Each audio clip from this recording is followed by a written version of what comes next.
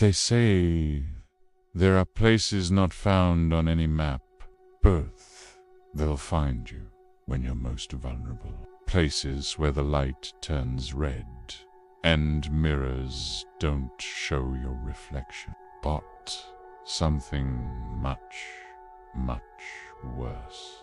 Welcome to Whispers in the Dark. Here, stories aren't just told, they're felt. If you're brave enough to enter, hit that subscribe button and ring the bell. Because in this channel, the darkness speaks, and tonight, it's speaking to you. Tonight's story is one you weren't meant to hear.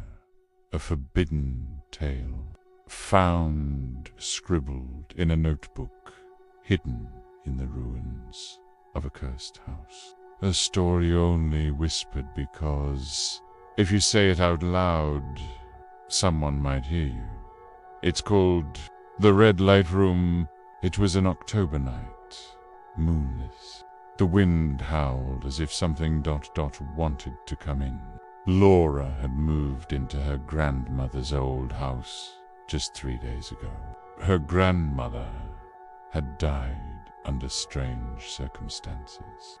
There was no funeral, no public burial, just an urn, just ashes. Boom! The house sat far away from everything, at the end of a muddy dirt road.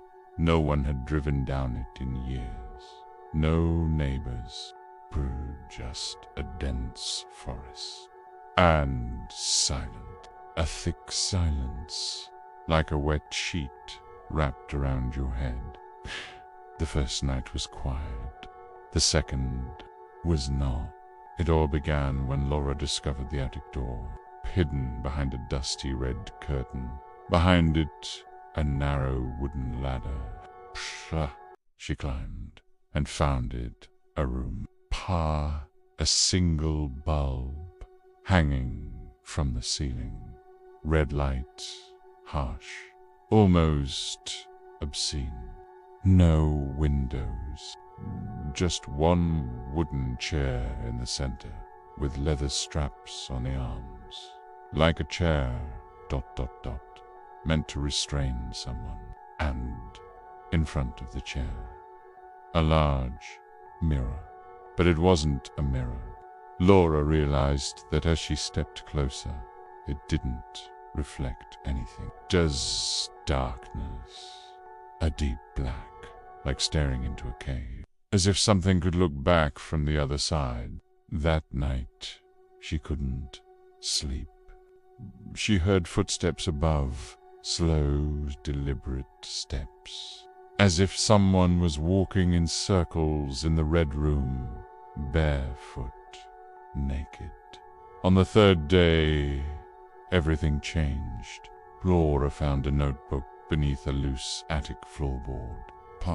It was her grandmother's handwriting. It read, "The red light is a threshold. Don't cross it. Never sit in the chair. Don't answer if you hear your name, because it won't be your voice that calls it." Laura laughed nervously, thought her grandmother had lost her mind. But that night, as she tried to sleep, someone called to her Laura. A rough voice, almost childlike, whispering from the hallway. "Laura, come to the room. Sit with me, look at me. I want you to see me." Finally, Laura locked herself in her bedroom. The doorknob trembled. Someone was turning it, slowly. That was the first night she thought of running, but the car wouldn't start. The phone had no signal. The road had disappeared. Only forest remained, and a dead crow on the hood with its eyes torn out. On the fourth night, Laura climbed up to the red room. She had to understand. Fire she had to see. The bulb above her pulsed like a heart. The chair seemed to beckon. She sat.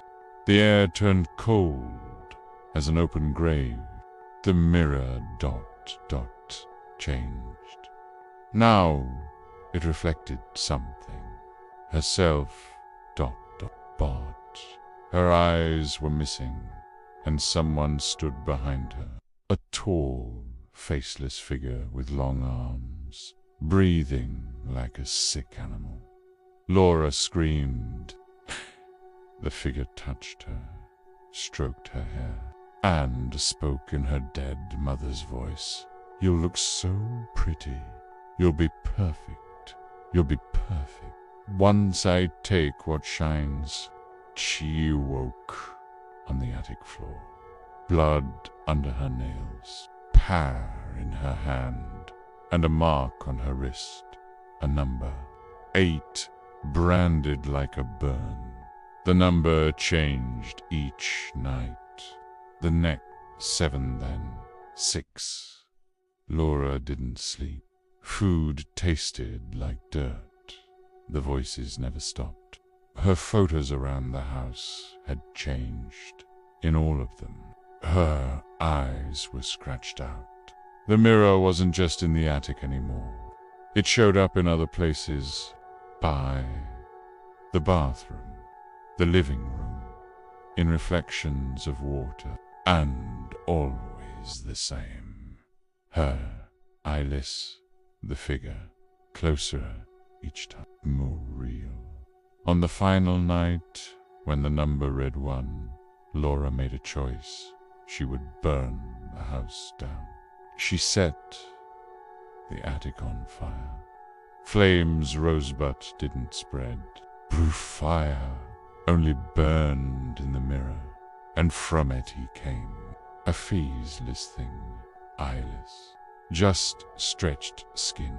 In his hand, a rusted spoon, her grandmother's spoon, the same one used to scoop out the eyes of 6 girls before her. All names written in the notebook. All had sat in the same chair. All vanished afterward. Laura ran. She didn't make it far. They found her weeks later, kneeling in the forest, humming a nursery rhyme. Her eyes perfectly removed. No blood, just burn marks on her eyelids, unwritten on her tongue in ash. 0 epilogue. The house was torn down, but the red room was never found. The mirror was gone too. Months later, a boy received a package in the mail. No return address. Inside, a small mirror, wooden frame, and when he looked into it, he saw himself, but without eyes.